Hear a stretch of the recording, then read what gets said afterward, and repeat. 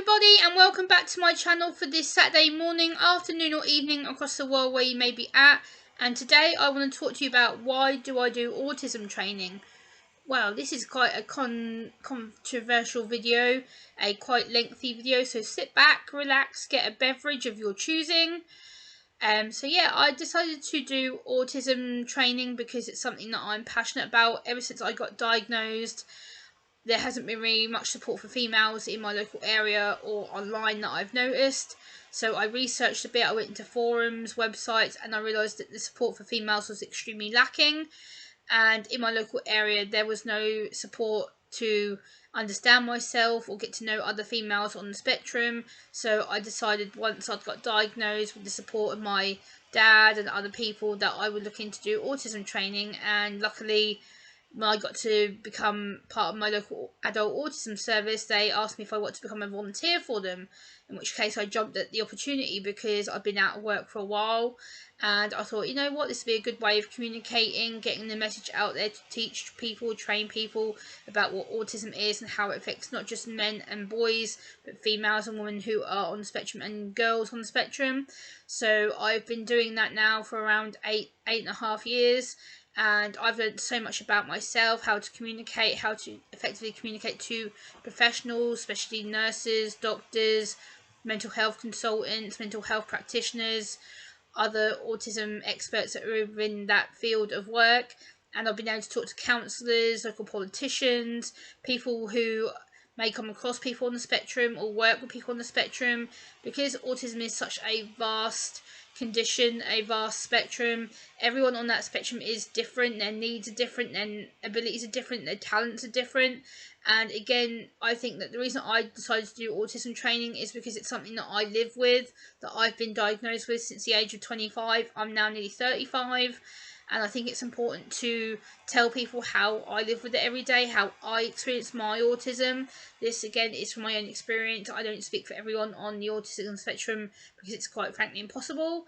But I do autism training because it's the right thing to do. It's something that I live with. It's to educate people. It's to open up that autism discussion within the workplace, within the community, and help people connect to that discussion, because autism still, unfortunately, has that taboo subject and stigma of going, oh, maybe we shouldn't talk about it. No, this is why I do what I do on social media, online, YouTube, Instagram, Facebook, Twitter. Like, you know, I use my social media profiles to help people, to educate people, to get my truth out there, my experiences, how I experience my autism, how I live my autism every day, how I learn to self-cope and self-teach myself. And I think a lot of people think that I shouldn't be doing it, or they think, oh, well, Gemma functions too much to be autistic. And it's like, I do this because I want to make a point. I want to tell my story, my truth, my experiences of how I see the world around me. And a lot of people, like you guys, don't really tend to understand. Autism is such a context condition, such a wide spectrum of needs, abilities, severities, levels, and each and every one of us is different. Like for me, I'm very high functioning, as they put it, and I am able to do a lot of things by myself. I'm able to be quite independent. I'm able to do things like take my nephew out. I'm able to go out to my Elvis family.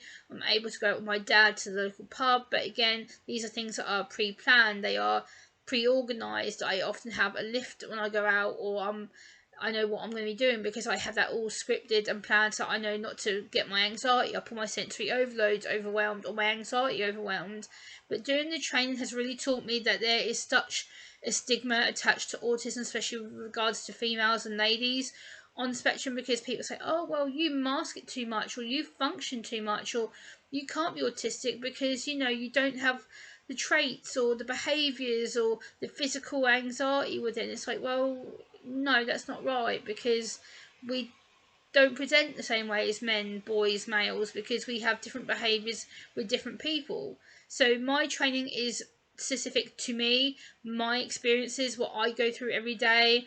It's things that I've witnessed, things that I see, things that I go through on a daily basis, like sensory overloads, anxiety, panics, because my anxiety is constantly high all the time, and I have to constantly self-check myself and go, okay, Jim, you're going to be okay, don't worry.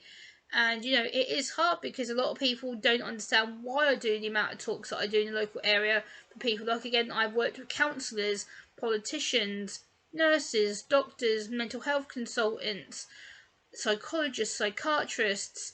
I've done people that are in that field 24/7, 24 hours a day. Like, I've talked to these people, and still there is that little bit of stigma and that little bit of fear that comes creeping in when I do the training. And people like look at me and say, "Oh, how can you be autistic because you're verbal and you're able to talk and you're very polite and you're very flexible with your language and you're very fluent?" Yes, I may be all of those things that you say, but again, I have to plan what I say. I have to script it. I have to edit it, because I get really nervous what I say on my videos. I usually have an A4 script minimum to keep me on topic. So, it's very hard when I do these trainings, and I enjoy them. They challenge me, they educate me. Yes, they do. But the reason I do it is because I want to educate people and break that stigma that still surrounds people in the community, what autism is or what they think it is, because they have that perceived judgment where they think, "Oh, well, I've met one person with autism, I know all about you." No, you don't. So, it's, to me, that challenges that perception, that challenges that fear, that stigma, that stereotype that people often will assume about autism. And also, I do it because it's something that I'm passionate about, that I like doing. I like spreading the awareness, the acceptance of it, and going, "Hey, I want to be included just like you are. I want to be able to go out and do things and communicate and talk to people." But the problem is, there's still that little bit of, "Oh, Gemma, are you sure this is a good idea? Like, are you sure you can bear the cope?" And it's like, don't doubt me till you've tried. Like, I'm able to talk, yes. Am I anxious? Yes. Do sometimes I fidget? Yes. But the reason I do this training is to show you that. It's to show you the experiences that I go through all the time. It's to show you when I'm not in a good way. I can show you the sensory overloads that I have. I can show my anxiety when I'm panicking, because I get the physical shakes, or I tense up and you can see that I'm in distress, or I may not look at you in the face. I may look around or up and down because I can't do eye contact. So again, it's little giveaways like that you know full well that I'm not having a good time or I'm not coping, but the message needs to be put out there from me to you to say, "Hey, this is the reality of autism. This is why I do my trainings, to educate you, to break that barrier, to break that ice." So when you do communicate with people on the autistic spectrum, you're not just going to panic and think, "Oh no, I've got someone with autism to communicate with." We are all different, but autism is a varied spectrum of many different traits, behaviours, levels, personalities.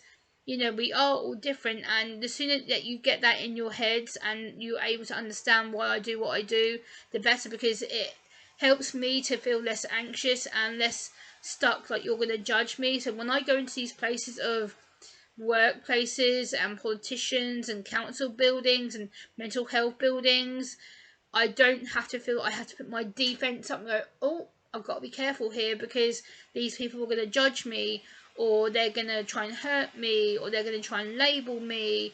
And, that's why I do these trainings. These trainings are crucial to breaking that stigma, that stereotype, that label that you put above my head to go, "Oh, you poor disabled woman. Oh, your life's so hard." No, not really, because I'm able to self-cope. I self-train myself.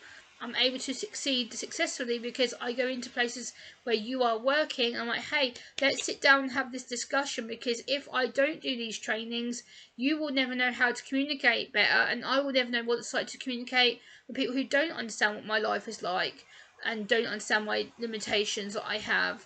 And by me coming into your workplaces, your organisations, that then helps other autistic people access you, and they feel less frightened to communicate with you.